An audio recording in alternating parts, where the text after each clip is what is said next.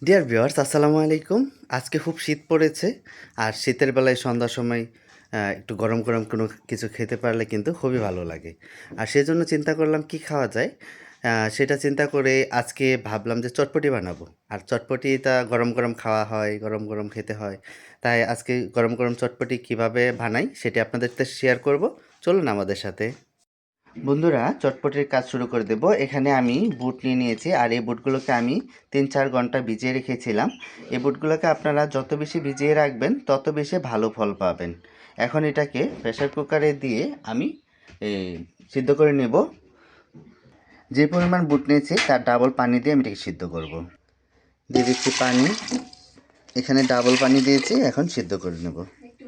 দিয়ে দিচ্ছি একটু লবণ, দিয়ে দিচ্ছি ১ চিমটি হলুদ। এটা অপশনাল, আপনারা ইচ্ছা করলে দিতে পারেন, না দিলেও সমস্যা নেই। আর এদিকে একটা ডিম আর ২টা আলু সিদ্ধ বসিয়ে দিয়েছি। তেঁতুলটাকে ভিজিয়ে রেখেছিলাম, এখন তেঁতুলের কাঠটা বের করে নেব। তেঁতুলের কাঠটা বের করে নিয়েছি, এখন দিয়ে দিচ্ছি চিনি। এখানে আমি ২ চামচ চিনি ব্যবহার করছি। দিয়ে দিচ্ছি স্বাদ মতো লবণ। এখন দিয়ে দিচ্ছি ভাজা জিরা 1/2 চামচ। এখন দিয়ে দিচ্ছি চাট মশলা 1/2 চামচ। দিয়ে দিচ্ছি ভাজা মরিচের গুঁড়ো, কয়েকটি ধনিয়া পাতা। সবগুলো উপকরণ ভালোভাবে মিশিয়ে নিচ্ছি। হয়ে গেছে আমাদের টক তৈরি। বুটগুলো সিদ্ধ হয়ে গেছে, এখন আলুগুলো দিয়ে দিচ্ছি।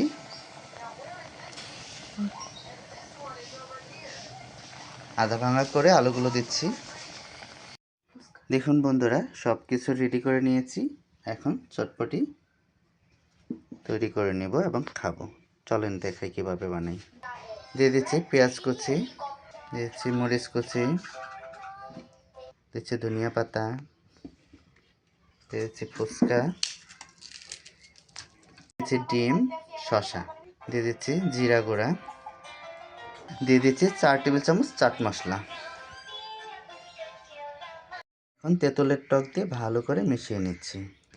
সবগুলো উপকরণ একসাথে ভালো করে মিশিয়ে নিচ্ছি। দেখুন বন্ধুরা, আমাদের চটপটির ফাইনাল লুক কতটা সুন্দর হয়েছে এবং ইয়ামি হয়েছে। এটা দেখলেই খেতে ইচ্ছে করবে। আর এতটা সুস্বাদু হয়েছে বন্ধুরা, যেটা আপনাদেরকে টেস্ট না করলে বোঝাতে পারবো না। ওকে বন্ধুরা, এখন খাবো। Tata, bye bye.